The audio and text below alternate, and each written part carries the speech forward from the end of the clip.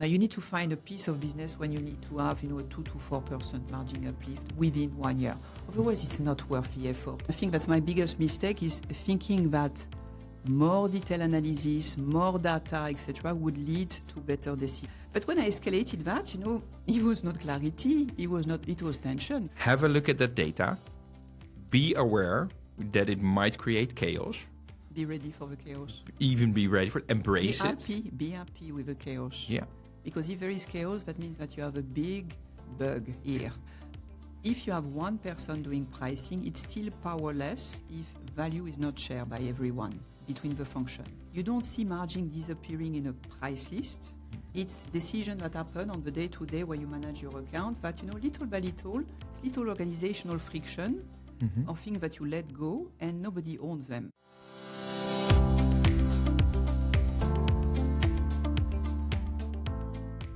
Hello everybody, welcome to the Price Talks. I'm here today with Caroline Lartigolle. Her background and expertise is she started out in B2B manufacturing. You moved through sales, product management, and finally leading functions. What I'm kind of curious about as well is if you look back into your career and all the steps that you took, what is your main area of expertise if you have to give that in words to yourself? Helping sales. Yeah. Helping sales. My heart has always been close to sales because I started in my life as a young sales engineer with my diploma as a chemical engineer and selling chemical to manufacturing process. And what I look back is that I was trained for value-based selling. The golden standard, isn't it? But we were not only selling, we were documenting it. How did you roll into pricing then? Where did that, because I think as a young girl, you probably weren't thinking of let's go into pricing. The only thing I knew in sales is that I had a price list on a paper, the thermal paper, the thing that, have a little thing on the side, Yeah. I had the phone. But pricing, did not exist.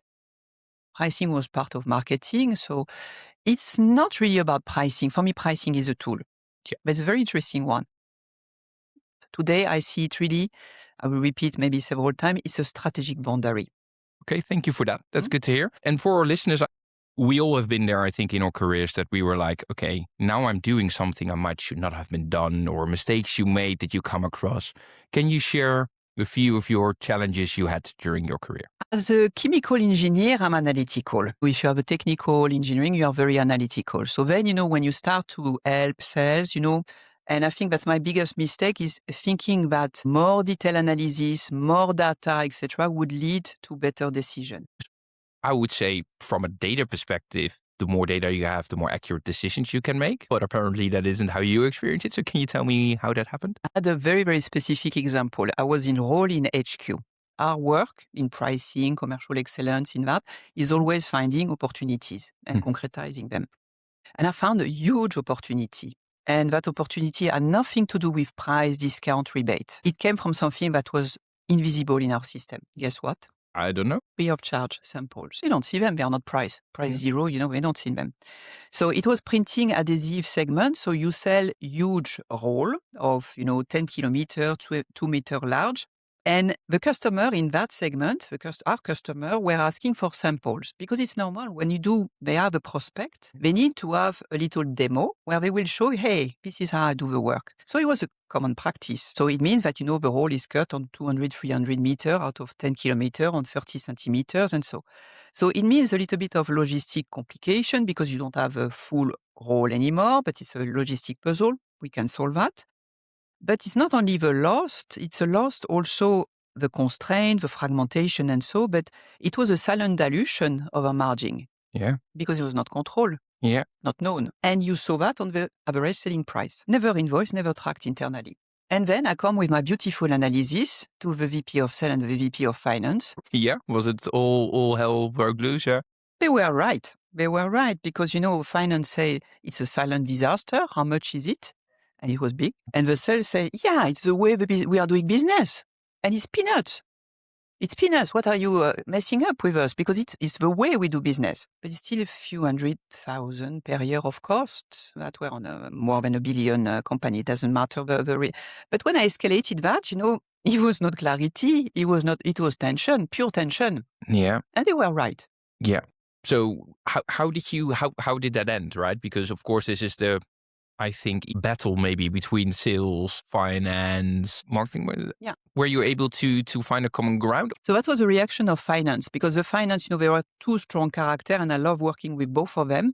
But usually finance and sales do not have the brain wired the same way. So I had one that says, you stop that immediately, tomorrow, which was finance. Yeah. And the other one said, everybody does it in the industry. It's going to be a mess. You have to calm down the emotion. And so I'm saying, okay, we will listen to both of you. We will listen to both of you. One is not acceptable to have a silent disaster boiling, in time. It was before COVID and so, but in time where it was unacceptable to have so much money as a blank check. What we did is that we looked at, make the practice healthier. So it was not radical, it was not, cutting things like that. It was maturity, business maturity. So the first thing is saying, okay, who are the offenders? It's normal those our client wants to see how they do the job. But who are the offender? And they were offenders. Always the same. Okay. But it's more their sales cycle that was not managed. They fear that they needed to shoot a sample test every time one of our customers would ask. So we look at the people, the offender, and then we talk with sales further and saying, okay, what is the eligibility rule for the samples? And we could say, but for that segment, 5 per year is okay. Or that segment, 10 per year is okay, depending on the size of the customer and so. Yeah. After that, you pay X% and you give a big X%. Below, you say, okay, 30, 40, 60% off your lease price for the next one. So number 10 for free, number 11, you pay 50%. So, and you stop the leakage, you control, because there is education when the customer think twice, will I order, yes or no? Yeah. Second, you have a process, and you know that, if you need more, then you pay. But you pay 200 meters was a few €100 for them. It's not that much. No, that sounds like a really good solution actually to handle it and still being able to satisfy both departments. I think what most of our listeners would now be questioning, I know from a lot of organizations, they are afraid if something now is free of charge or a sample, they do that because it's something they have to offer, right? From a sales perspective. By pricing those, would you say go for it? Or are there specific things you should keep in mind before you can do that? You don't do it with a snap of a finger, because you need to embark your sales team, because you will ask your sales team to educate their client. So first you educate their client. You show them saying, okay, guys, you have been ordering so much from us, and so have you been using it? And so, and the customer will learn, because what you do is that I'm very much in the domino effect. We need to educate our supplier. We need to educate our customer. So here you educate your customer how they should sell with their prospect. No, you don't do a sample as soon as you have a name on your list as a prospect called prospect. No, you do sample when you're a little bit advanced, when you start to see, because it's the use of your material, you order from us, you use material. Maybe you print something for nothing because we don't want to shoot our product immediately. Maybe the customer is not ready for that. Yeah. It's only the product, and the demo is a teaser. Do it at the right time. So it's an education also. And then it's not a punition, neither for sales, saying we don't do it. And you listen also to finance, saying, okay, now it's under control. So it's an education process of saying, this is an absurd business practice. I'm sorry. It's not because everybody does it that we should be blindly following. So I would say as a tip for everybody that's listening from what you experienced yourself is have a look at that data. Be aware that it might create chaos. Be ready for the chaos. Even be ready for it. Embrace it. Be happy with the chaos. Yeah. Because if there is chaos, that means that you have a big bug here. Exactly. And it means room for improvement, and you can grow towards pricing.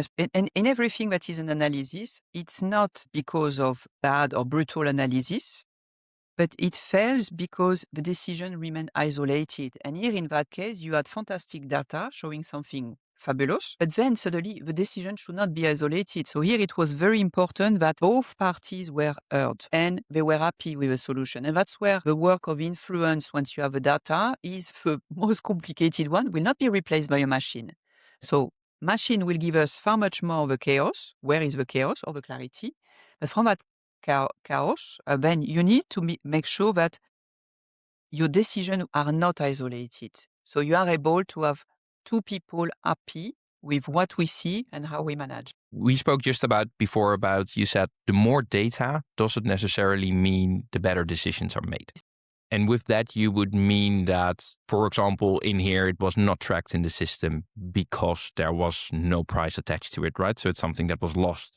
So in this scenario, you would say, get that detail, get that information out there, and then embrace that chaos, because there will be chaos, because then you know you've touched something that's very valuable. For me, is the more detailed analysis, and we love making analysis, would not automatically, my mistake was to believe it would automatically lead to better decision. But in that case, it implodes. When I had two VP saying Caroline said that, and Caroline was in between. So it was not a happy place. But the more detailed analysis you do, it doesn't mean that you will have better decision. You need to be ready that it might make chaos, but be happy with the chaos. Makes sense. Thanks for that. Then we go into our second question. And that one is, what are the most common mistakes you currently see companies make when trying to actually professionalize their price? I see three things happening. I see hiring a pricing person, pricing analyst, a pricing manager, create a dashboard where there is the word pricing, whatever is measured, because you believe you professionalize something. Yeah. And it's not professionalizing, because if you have one person doing pricing, it's still powerless if value is not shared by everyone between the function. I see growth as volume time value, volume time price. And price is the price tag. So if the value is not shared between the different functions, what we see is leakage. You don't see margin disappearing in a price list if it's adopted. Yeah. It disappears with the organizational function, because once you have your price list, you have your price negotiated, but after what happened at the end of the day, it's decisions that happen on the day-to-day where you manage your account that, little by little, it's little organizational friction or things that you let go and nobody owns them. Then I would say then the biggest mistake is nobody is owning the full pricing process. So you have a pricing manager, but that's not an end-to-end pricing process responsible. Nobody is owning the value process. Yeah, exactly. But you want to go across the whole chain and see where is it going, right? From value selling to purchasing to anything in between. At this year end, there is many contracts that are under renewal. I bet there are many, many rebate grids that are looked at that they are the same since the last 10 years. Yeah, it's something and we there's see. Still no logic. There's still no logic to it. It was True. 10 years ago, no logic, still no logic today. Nope. And it's distributed historically. It's security. We talk about free of charge, but the cost to serve is because there is fear. When there is a situation like it is, many industry have difficult. It was a time where you could not find even your goods to make your own products. So the cost to serve is completely avoided. It's like, we have hoopla. And it's not because we don't have the data, but it forces difficult choice. You have to say, okay, you have to say, no, I'm not going to do that, Mr. Customer. And you don't want to say that. And would you say then again that a challenge for that is that people are not looking at it from a full cycle? Or would you say this is more part of being able to train your sales in selling the right things at the right time? Or where would you see that the organizations are struggling with that? In that, maybe is it pricing governance? Where would you place? I come back always to the. It's not a mistake of sales. It's not a mistake of people, but it's a mistake, structural, systematically mistake. It's that the value has faded. It's not a technical problem. It's a decision problem. Why are you taking that business if it's bringing you so little? You're putting your foot in the door of something that will not help you. And it's a decision problem. So pricing become more and more visible because we take decisions that are nonsense. Yeah. For the sake of, and it's not sales. Sorry, sales, if you give them governance, there will be somebody that will overrule the governance. True. Yeah. You just need to knock at the right door and you will have your governance overruled. Yeah. Because it's a fear. It's a. What I hear you saying as well, so is it then also that we're missing a clear strategic guidance with regards to pricing, but the whole commercial process, that the strategy is not aligning with the value you're selling or the prices you're selling at? If you think about what happened over the last period, all the chaos that has been around us, with COVID and you name it. And so, it's pressure, it's inflation, you name it, and disruption, you have crisis, you cannot produce. And so, do you think people see more clearly? No. No, it will become more challenging all the time, Yeah. which I would say is an opportunity to play around with your prices. Yeah. That's why I said never waste a good crisis. Exactly, right? Yeah. Never waste a good crisis because these are all pockets of opportunity. The real value, I see a lot of organizations still struggling with that to determine what is my added value compared to the competitors, etc. But you mentioned rightly so that you do the study, you put a bit of effort in the value, what's my position at the rollout of a product. But Yeah. we all know the cycle Yeah. of a product. So what do we do when, things change? And it's not a smooth curve of developing, and your product scaling up and so, because here you have so much things that are coming around. I see pricing maturity. It's not collapsing, but it's a fair reaction of a pricing maturity from different companies. Because if you had a little bit of value-based selling, if you could, if you had people trained, Yeah. value has changed. Yeah. Value has changed dramatically because your customer may value something yesterday, but with a problem that has been, from macro to different disruption, the Mhm. value in the perception of the eyes of a customer drastically changed. Yeah. Did we change our price? No, we just did with inflation. But the value has changed. Some products are not relevant anymore. And what you see is that the defense is always, and I don't like that, is that you go from value-based to competitive. You start to look at more at your competitor. For whatever way, we always think that the competitor started the war. Okay, Yeah. fair enough. And then you go to the cost plus, and the cost plus is I modelize on the slide is it's a little girl that is looking at her belly button because cost plus is only looking at your belly button.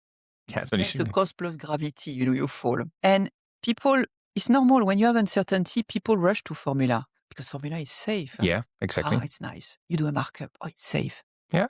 Is it? Is it safe? It guarantees you a specific margin. I would say, is it safe in the sense of that you get the revenues you want? No, but make sure that you're not selling at a loss. You do cost base, but what happened after in the deal and so might erode. We could talk about that. But for me, it's not a strategy cost plus because it's fear converted into a percentage. That's very true. And are you happy to lead your company that way with a percentage that says, okay, its formula will not defend value. It's only a decision that you say, I'm taking that business, yes or no. Yeah. It's fair enough to know what is your break-even point. You need to know when you have capacity, at what point you are, in fact, giving your wallet to your customer because you're not even paying your people. The base, there is a point you reach that, okay, you should not get to that point. Respect that. This is your ultimate boundary. That change also with the time. A formula cannot defend value. I'm sorry. No, true. And maybe that actually I think drives into the third question nicely, that if we go into some of the personal experience you had that really shaped your perspective on pricing. I already heard you saying starting as a salesperson, being trained in value selling. I hear the passion coming from you in the previous answers as well about value add and value selling. So I'm expecting it has to do something with that, but please, can you elaborate on? I think you are psychic, Roy. You can start a new career. Indeed, before I started to work in HQ was 99. Oh God, another millennium. Well, the first 5 years were in sales, indeed. So a young sales engineer, a young chemical engineer starting in sales. And so I talk about the printed list and so, but we had a very structure value selling process. So I say discipline, but it's not discipline, structure. It went so far that part of our 6 service standard, and if the people who work in this company, they will recognize and they know it by heart because we were hammered for a year on the 6 service standard and value-based selling. One element is that I was not talking about sales, was documenting it. So every year I had to sat with every single of my clients at 30, 40, depending on the year, and we had to co-sign a value review. Wow. And my district manager would be on my back until he had that paper co-signed. So validated by both sides. That's a very strong way to gather that data and not making it gut feeling, but actually have it on paper. And I only made a proposal until I had uncovered all the needs of the customer. I was not coming and saying, hey, Roy, would you buy this glass? It's a beautiful glass. It gives you a lot of things. No. What do you need? What do you need? And then only at the first stage, I gave the offer that corresponds. So it was not a discussion of price, a discussion of discovery. How much more interesting to have. Yeah. No, I can fully understand. And that also brings a lot of more information and going directly into the sales. So would you say that from the personal experience, that value selling, I think we can all agree is, I would say most of the time, the holy grail, because this is when you can really monetize the added value of the organization. So if that's clear, document it, of course. If you can do that, do it. I like the best practice tip here. So for some organizations, this might actually be really good to do again. But If you would look at this, let's say, because you have done wholesale as well and manufacturing, you've been on both sides. But if you say wholesale, it becomes a lot more difficult, I would say, already than a manufacturer to do value-based pricing. Because you're more in between. So you have the last mile delivery, you have your customer data, that gives you the advantage. But would you still say that you're able to do value-based selling on all of the products that you're offering? Or would you say there's an X percentage usually which would be suited for value-based pricing? Two questions. One is, if you are in between, we are all in between of something. In the industry, we're all in between of something. You make chemical, you will buy phosphate, caustic soda, etc., and you will transform it into something else that we'll use. And so we're all in between. Yeah. If you're in wholesale, it's a series of finished product that you get from a bigger package. And so, aren't you bringing value? Well, you should. You should. I agree. So you should find what is the value, and the same question apply. But I agree. You see less the application of your product, etc. Yeah. I don't believe value-based selling on every product. I'm sorry. No.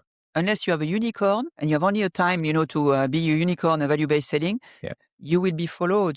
So it's a life of a product. My product management years come after my sales years. Yeah. And they are about, okay, there is a great product. You position it the best way you can until the competition is after your back. And then you have to change and adjust, etc. And if you can add up value because you have learned your product. So you would, if I'm understanding correctly, you would very much tie value-based selling to product lifecycle. Exactly. Yeah. Okay.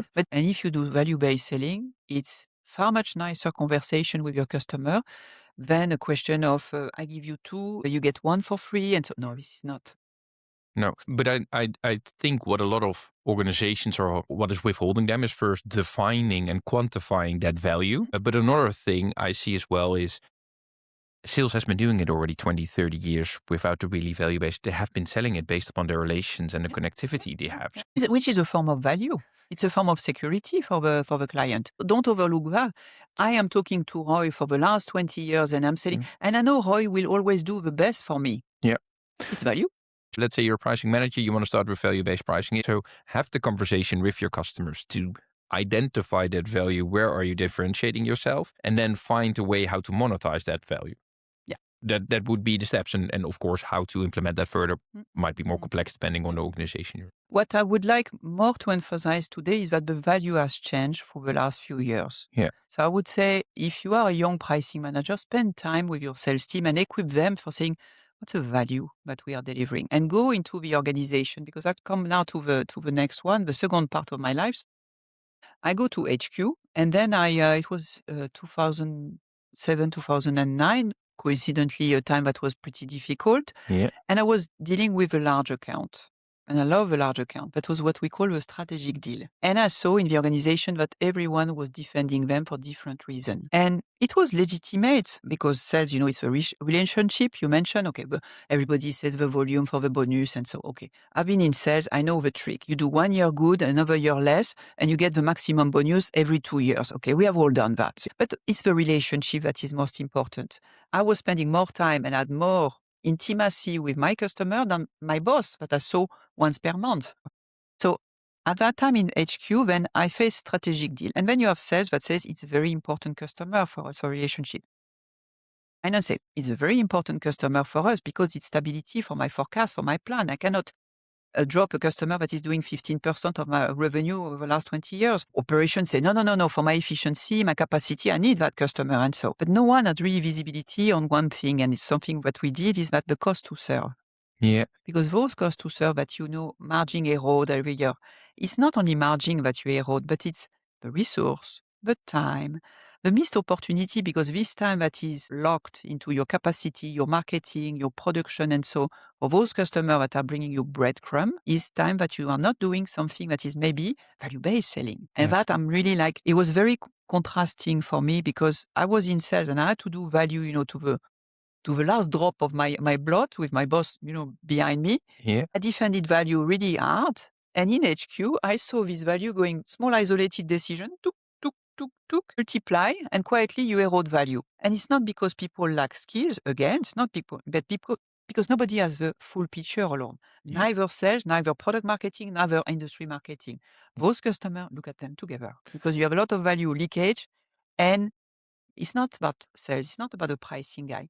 It's value offense at core from the organization. What you do that is value in the organization. And you have plenty of interesting aspects if you discuss with the people. Yeah, no, I can imagine. But what I find very interesting on your answer is, and I think this is where you come back to what you said in the beginning as well, you need somebody to own that full value chain.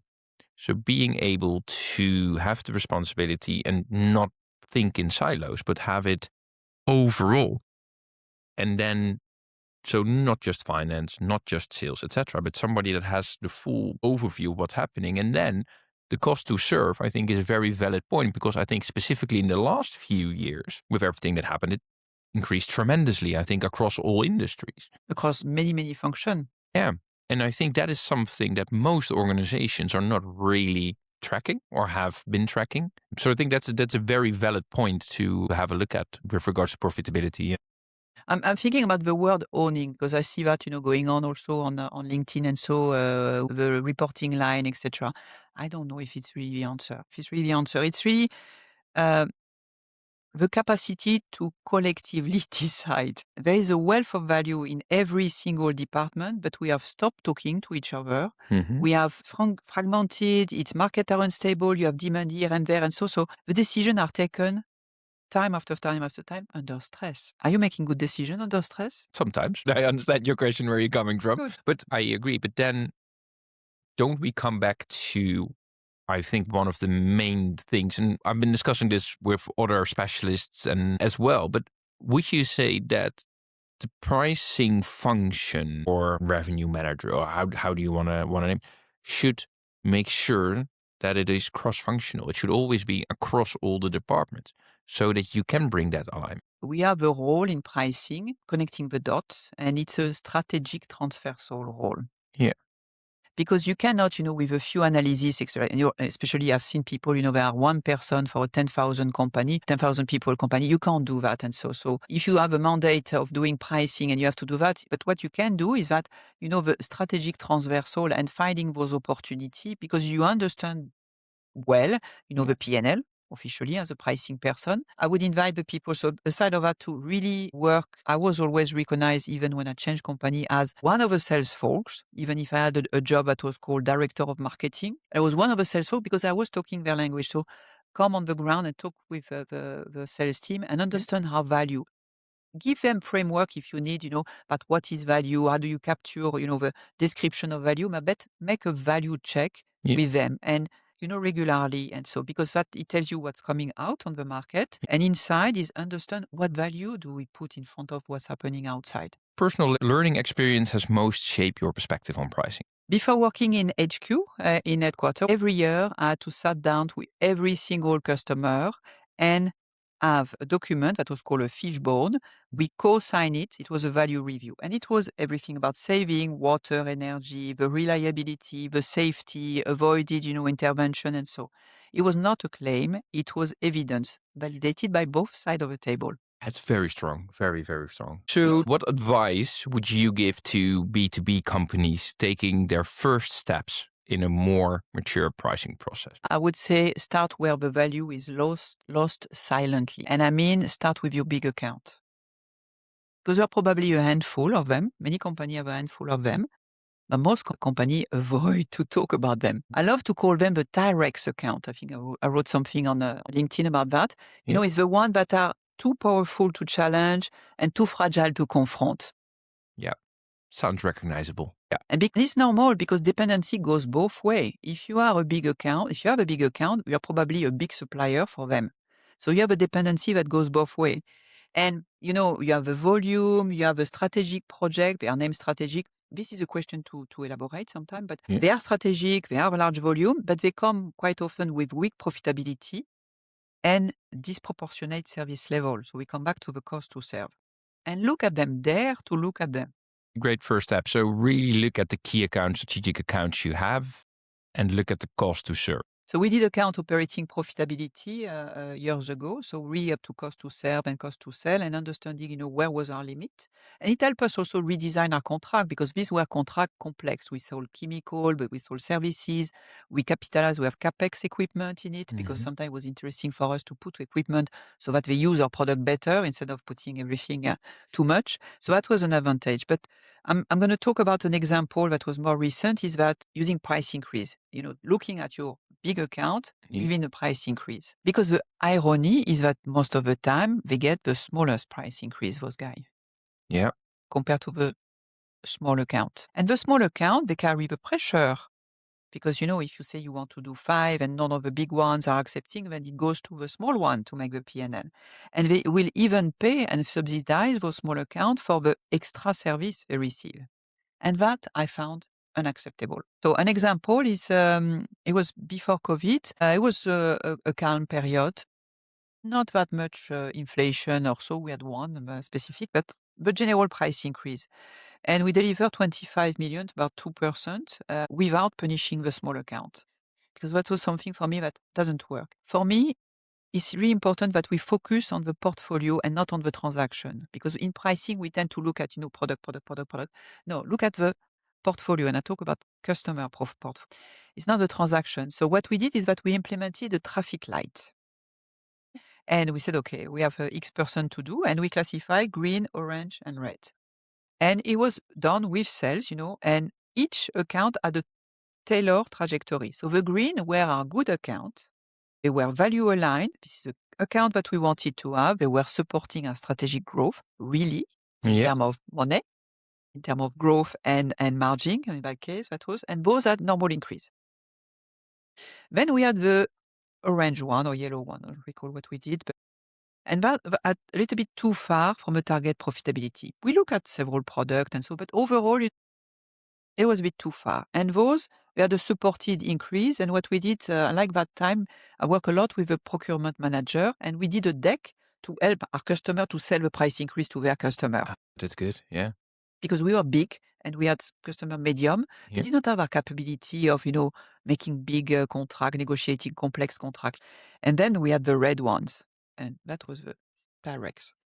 We were the chronic drainers. And these had a very, very specific escalation with engagement of a VP of sales. It was key to that. But, okay, now we need to really do something on that. Because if we cannot get a price increase, and it was even more than the target, and it was escalation, it was cross-functional work, etc., decision plan from can we swap product, can we do this, can we do that, etc. And so it was more directed to the customer and not always cost cutting, because those customers, we don't dare to talk to them. And that's annoying because at some point, my glass is empty. I've done all the saving possible. It's not possible to, but you can open, you close for the next contract and so. But there is always something to get. If you put the people around the table saying, no, it's not acceptable anymore, but they got out again when we say 5% with 1% and 6 months later. Once again, they did it to us.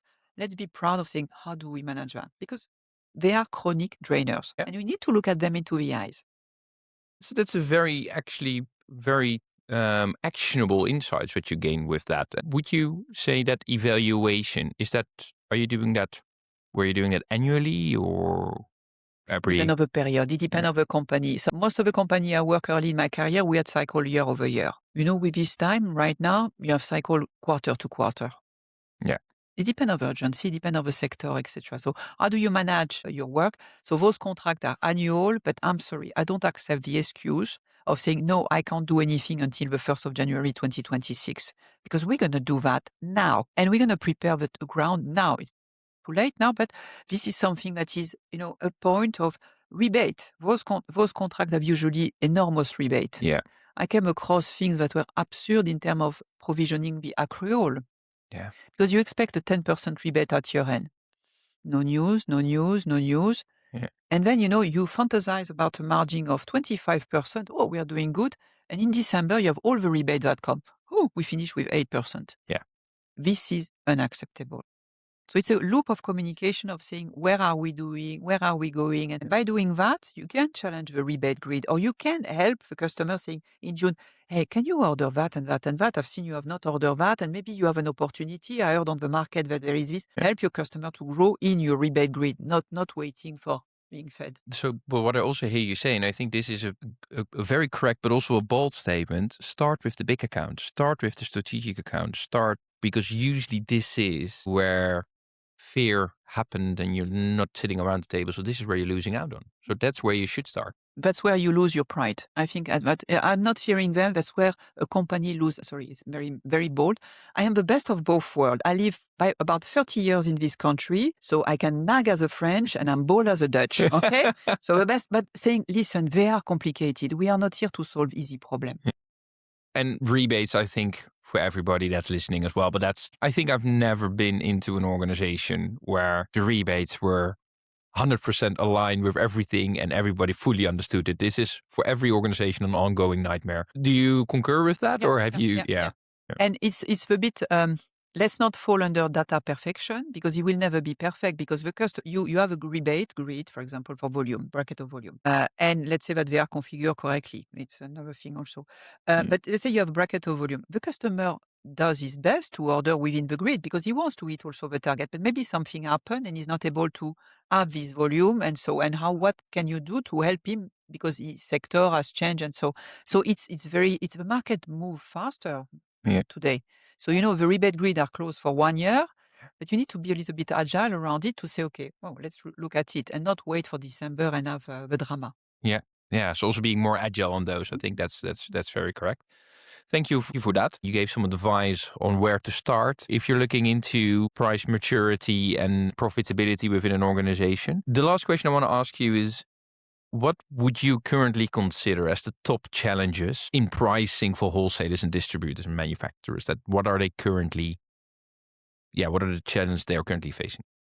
Might become controversial, but I'm going to talk only about manufacturer and distributor. And my view is that these companies don't lose a profit or margin on product, but they lose really in the way the account are managed. And so if you look, because all these exceptions, the service, etc., all the chaos that has been over the last period has created more stretch between the negotiated price and the real one that you have, the average selling price. Those have been growing through years. Remember COVID, you could not get goods. You could not manufacture something, so you are ready to pay whatever. True. You need to put one unit out. So these have stretched so enormously, the gap between when you talk about a product and you make that product at the site and you are off-end, it has grown enormously without being priced. So sometimes we feel or we sense the product is profitable on paper, but the customer is unprofitable in practice. So if you look at the overall, and our sales guy are managing customer, they're not managing product, and they become unprofitable in that way. No, actually, is it controversial? It might be, but again, I do think that's a good thing. I'm not necessarily disagreeing with you, because I do think as well with the COVID, Suez Channel, etc., all kinds of things that happened is people lost their perception on pricing, but that also happened internally with the cost that happened, right? So I fully agree with that. I just always have the hope for organizations, but this might be my still too optimistic way of thinking, that you control that within an organization and have a very good sight on it. I do agree it has changed, but for me, what I see with most of the organizations, I still see that they have an understanding of that it increased. They can't fully put the value to it, and that's something they should put more money towards. I agree. We're on the same line. The free challenge is I was, when I came I work with chemical packaging, and so we had customers that were ordering a few hundred products. So it was already pretty much as fragmented. When I came to the distribution, that was even, thousands of products. The customer could order thousands of products because it's a need. But it has created an SKU and a service complexity that is disguised as volume. And I explain that.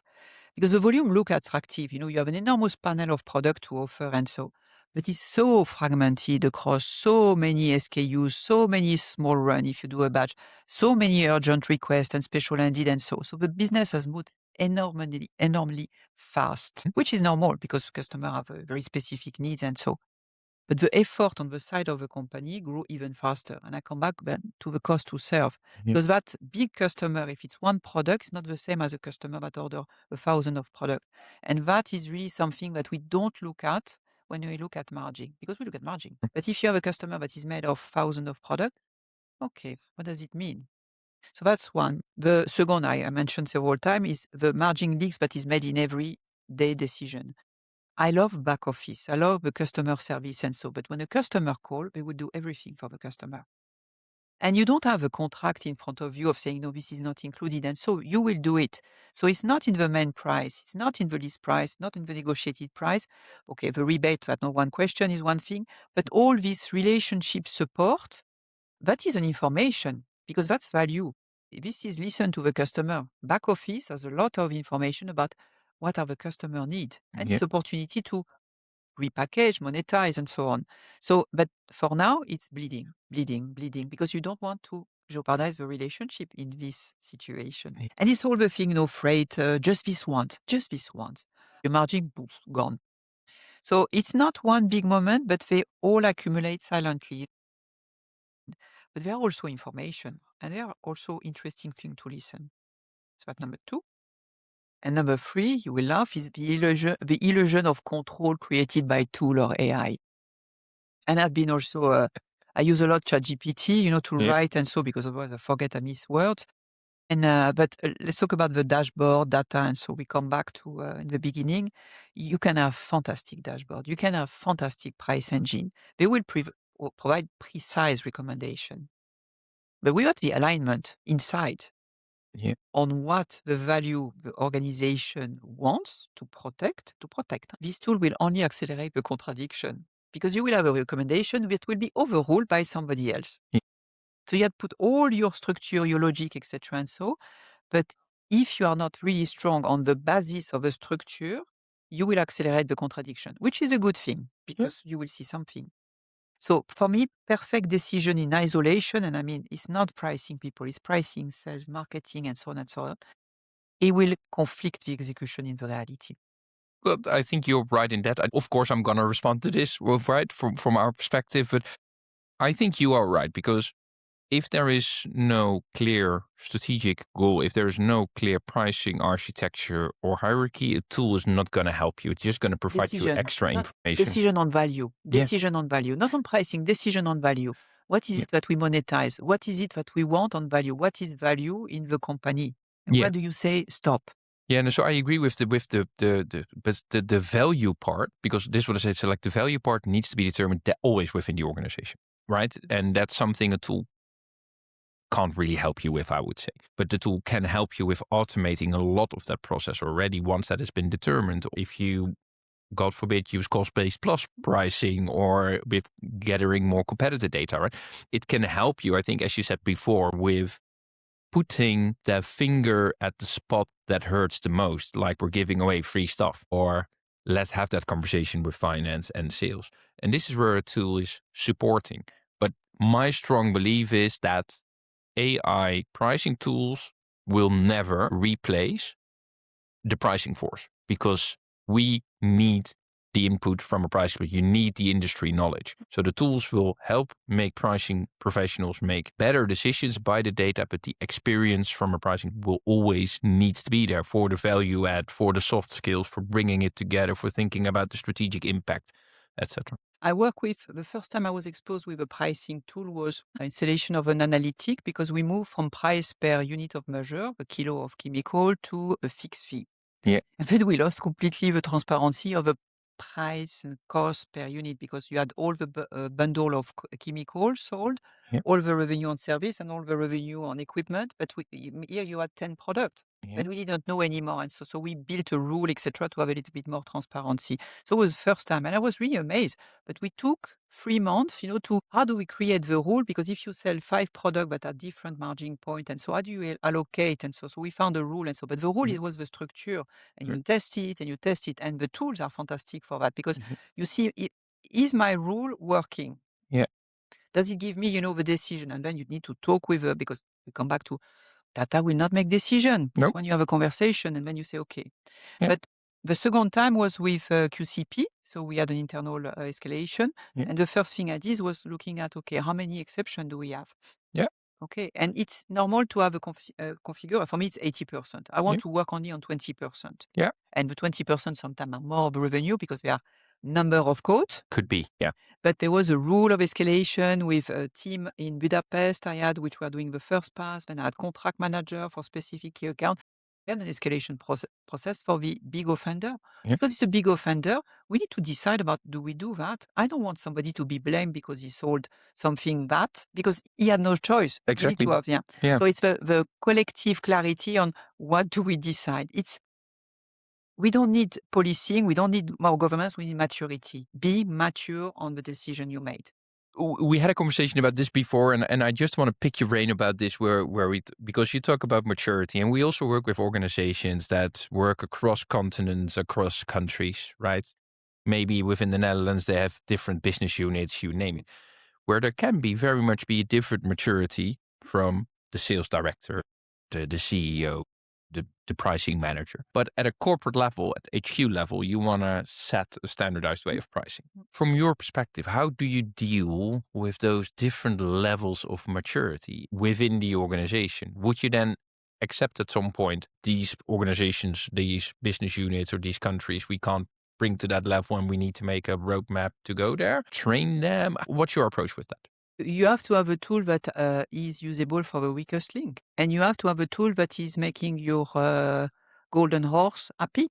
Yeah. You have to find a tool that reply to a tool. And the rest will move in between, and you have a roadmap. And it's learning and development, Roy. It's learning and development. So you bring a tool, it's not for, killing a job, etc. It's for making people more comfortable, have more clarity, more confidence, you name it. Yeah. Making, removing the tasks that are mundane, you name it. Yeah. For the things that are positive, because there are other positive, less positive aspect in AI. We were sharing an article this morning in the press that was not fun about replacement of people by AI that is going backward. Your tool need to meet the people, not the other way around. Otherwise, it's punition. True. All the beginning of the CRM were not very good. All the CRM start were not very well accepted because it was seen as a policing.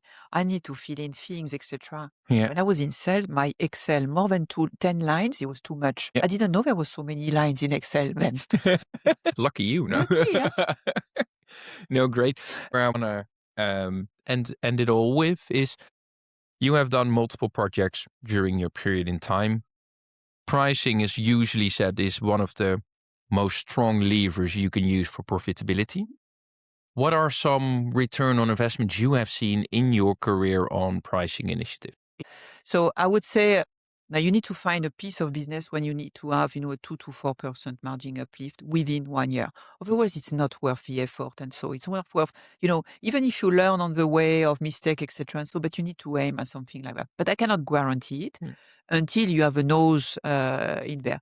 Process, and saying, okay, if I look at my whole order to cash process, where am I losing money? It's very difficult to put, in absolute value. You can have, a diagnostic, not a diagnostic, but let's say a lab of saying, okay, let's have a look at the way we do business and let's see where are the opportunities. And then the opportunity is an analysis. And we said in the beginning, it's not a decision, because you can show something. It doesn't mean that it will work well. We started this interview with showing data created tension more than solution, but that's what you have to pay attention. Yeah. Just one more question from my side is, let's say maybe one of the listeners want to contact and reach out to you. I'm active on LinkedIn. I love writing, because it puts, ideas and experience, etc. And so on. I talk a lot about collective clarity and examples. So you can find me on LinkedIn. I'm pretty much active there. Caroline, let's round it up for now, because I really enjoyed the conversation we had so far, and thank you for sharing your knowledge and being here as a guest in the podcast. So really thank you for that. Thanks for the invitation.